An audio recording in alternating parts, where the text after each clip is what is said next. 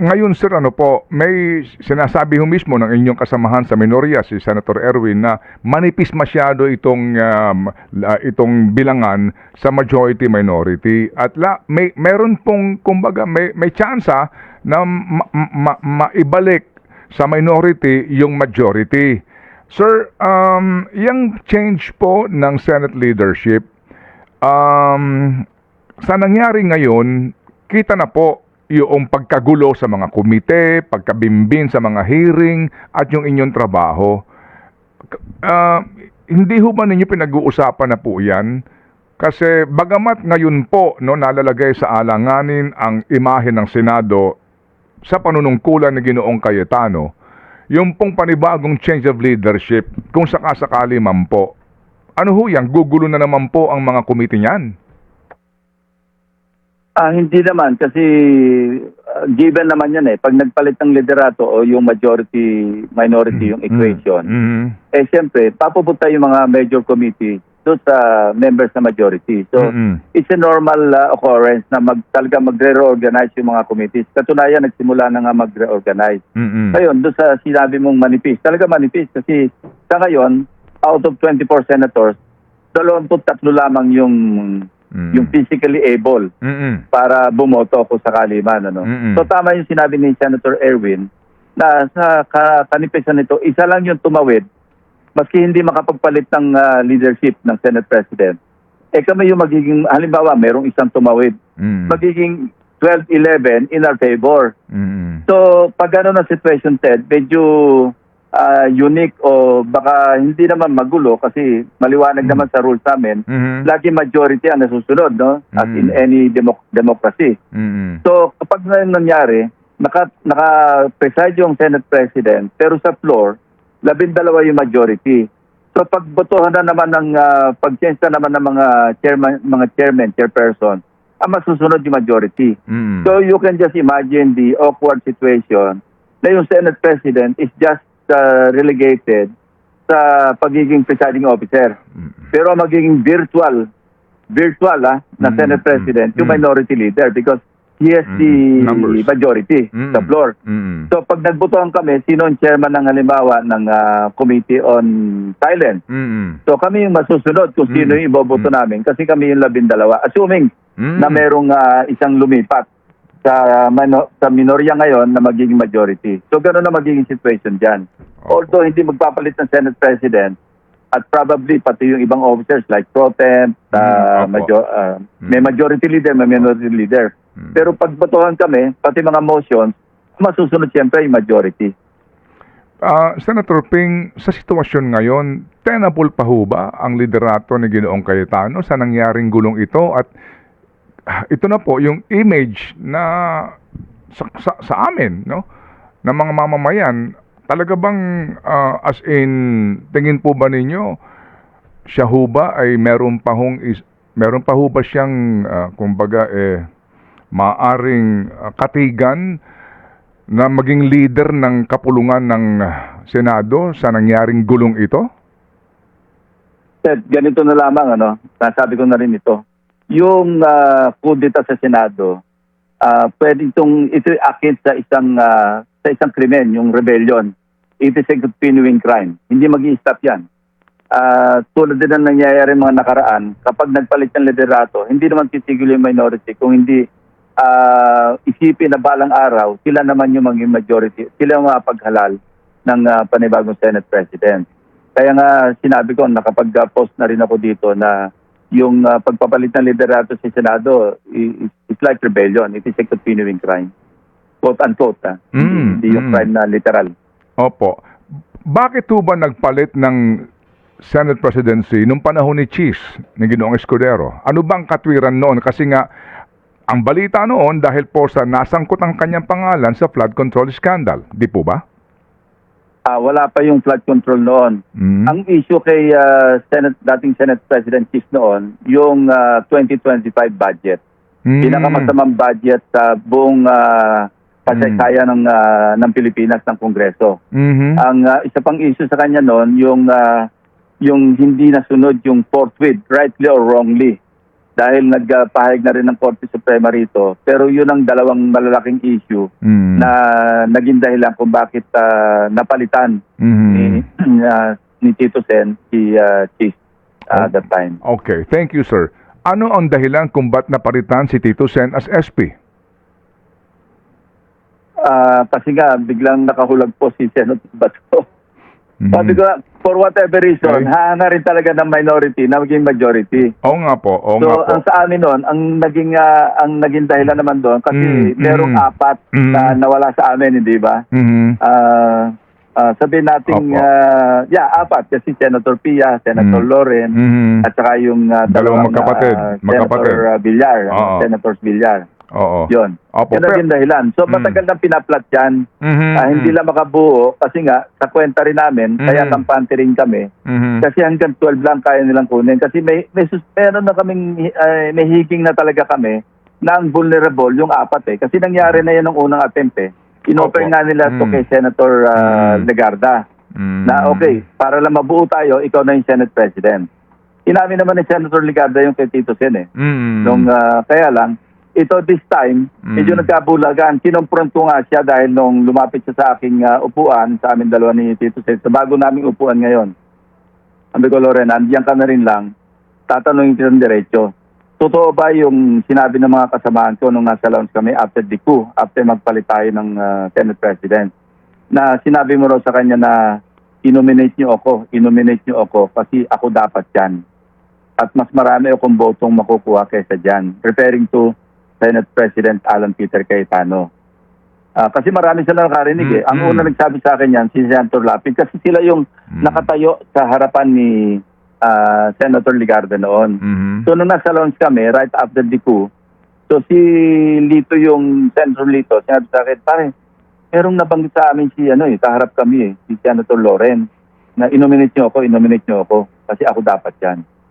So ito naman, kinonfirm naman ni Senator Kiko, Senator Bam, kasi nandun din sila sa harap. Sabi niya, totoo yun, narinig namin, nagtataka nga kami, hindi namin agad nakuha kung ano yung ibig niya sabihin na nagpapanominate siya.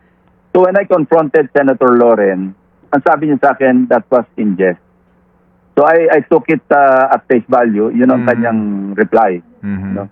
Whether totoo yun o hindi, I take her word for it. Okay.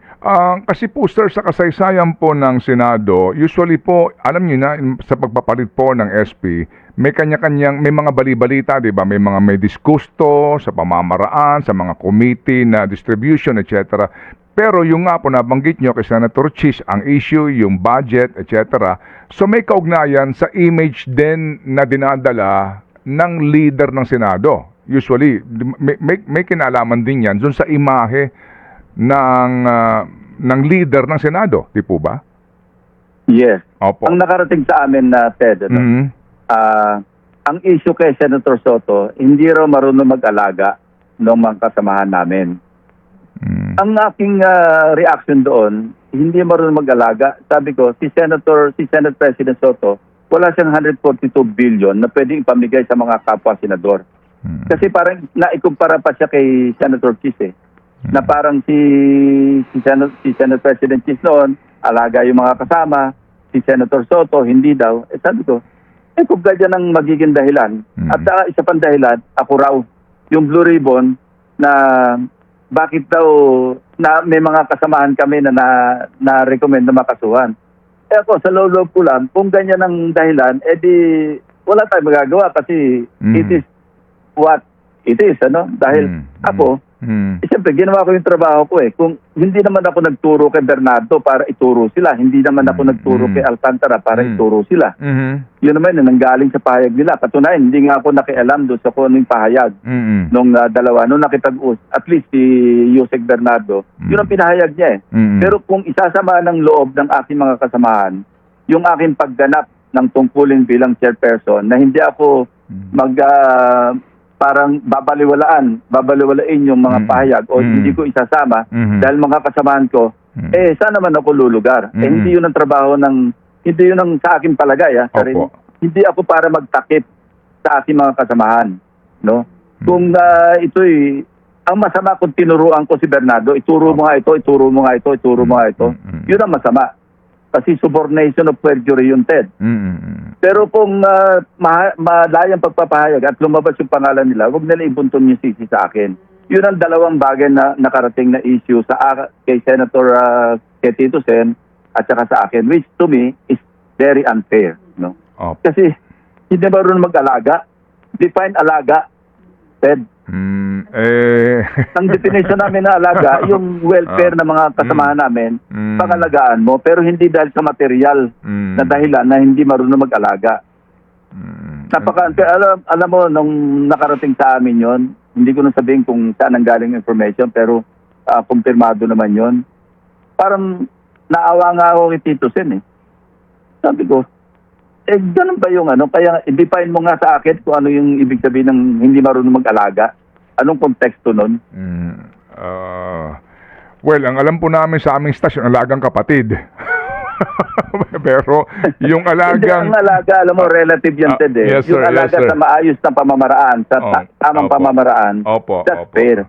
Pero yung alaga na bubusugin kita, inalagaan kita, na hindi naman natin pera yan, pera ng bayan niya, ipambubusog kasi. Kung ganun ang definition ng alaga, mag-pack up na tayo lahat. Yes, sir. Kumbaga, pag pinag-uusapan natin na alaga, alaga para magkaroon ka ng alokasyon ng pondo sa inyong mga gustong, di ba?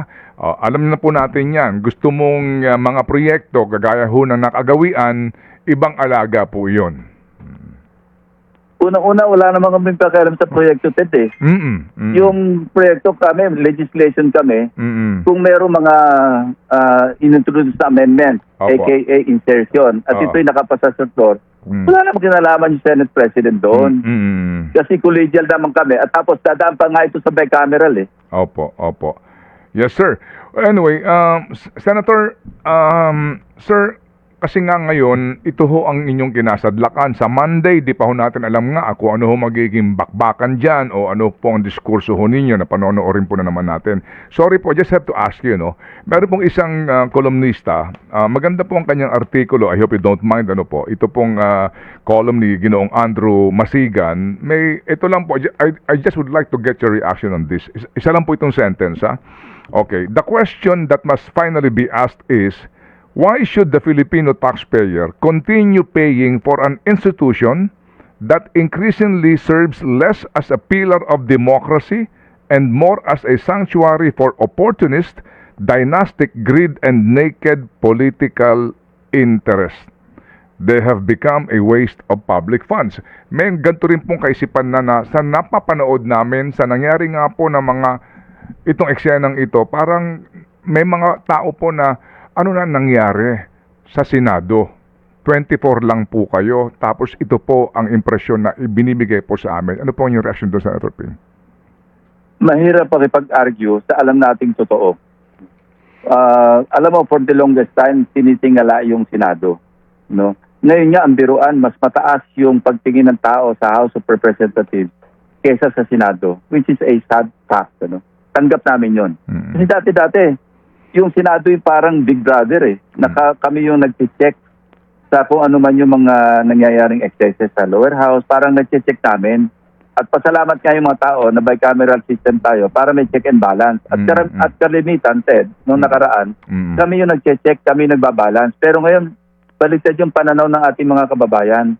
Mas mababa yung antas ng integridad ng Senado kaysa sa House. Masakit man tanggapin, pero yun talaga rin ang ramdam namin. Pag nagko-focus kaming mga minorya. Kaya nga kami, nag-uusap-usap kami na kailangan magkaisa-isa tayo na ibangon natin yung nawalang dignidad, yung nawalang integridad ng Senado. Paano natin gagawin yun? Magagawa lang natin yan, parang mag-reflect tayo individually and collectively at ayusin natin ang takbo ng Senado. Hindi yung puro na lang politika, puro na lang pangsarili. Yan, tulad yung observation ng sinasabi mong nabasa mong column, opinion. Tama yung Ted eh. Hindi ako makipag-argue diyan kasi marami rin akong nakakausap na mga impartial, mga objective ito, hindi ito yung parang kampi sa amin o kampi sa kanila. Yan na rin talaga yung prevalent na mood o sentiment ng ating mga kababayan. Anong nangyari na sa Senate? Opo.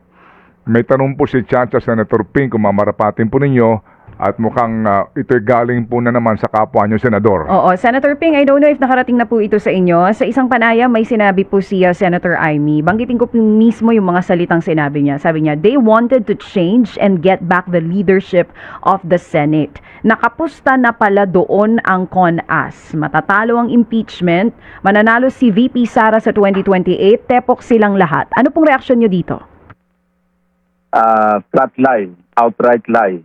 Kasi nungalingan, walang pag-uusap kami, maski yung mga focuses namin. Napakalimit kami mag-focus sa minorya. Never yang napag-usapan. Never yang nabanggit yung CONAS. Kung meron mang plano na mag-CONAS, hindi namin alam yon. Kung ano yung, kung meron man, at kung meron kami narinig, hindi namin alam kung ano yung end state na gusto nilang makita. Ito po kasing pahayag na ito ni Amy ay narinig ko rin po kay Senate President Alan Cayetano nung pong nakaraang presscon niya. Bakit po ganitong sinasabi nila? Hindi ko alam kung ano yung pinanggagalingan ng kanilang pananalita. Kung meron silang matibay na basihan, di bahala sila. Pero as far as the minority group, yung 11, tawag namin sa sarili namin, Mythical 11. Kasi para kaming nangangarap na lang lagi, walang ganyan pag-uusap. Ang talagang ang dominant na tuwing mag-uusap kami, ibalik natin yung dignidad ng Senado. Kapag tayo naging majority, sana mabago yung pananaw, yung paningin, yung perception ng ating mga kababayan sa Senado bilang isang institusyon.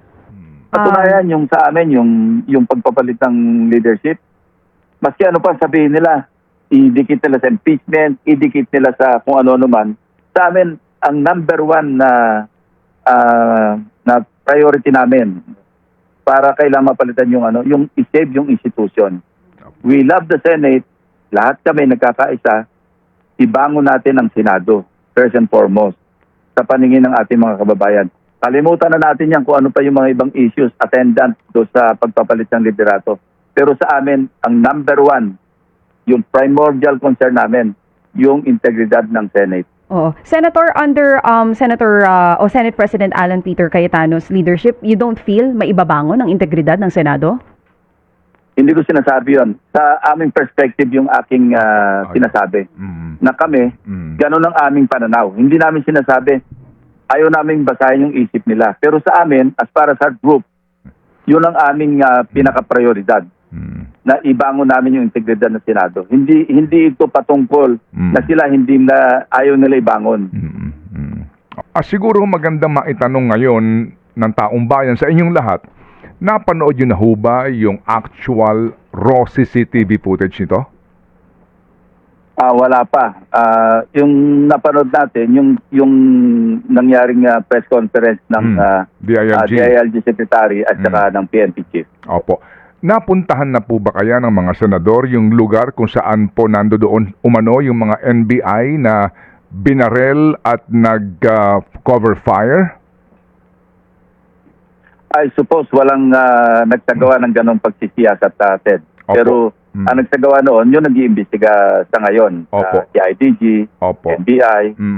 Kasi po, meron din pong kaisipan kasi Senator Ping na siguro mainam din para sa inyong lahat na magkaroon ng pagkakataon na panoorin mismo yung kopya nyo ng CCTV para more or less meron ka ng ideya, di ba? Kasi pag sa Lunes, kung di mo pa napapanood yan, baka kung ano-ano sabihin mo, pero kung napanood mo, palagay ko naman yung pong isang di ba? Yung isang pangkaraniwan lamang na kaisipan makapagsasabi na kung ano talaga yung nangyari, and then yung lugar mismo na pinangyarihan, Senator Ping, makikita mo rin kung kaninong jurisdiction na iyon, nasaan yung mga ahente, kaya more or less din, meron ka ng ideya para pag simula ng sesyon, ng diskusyon, meron ka ng baon, di ba, na actual na napanood mong CCTV footage.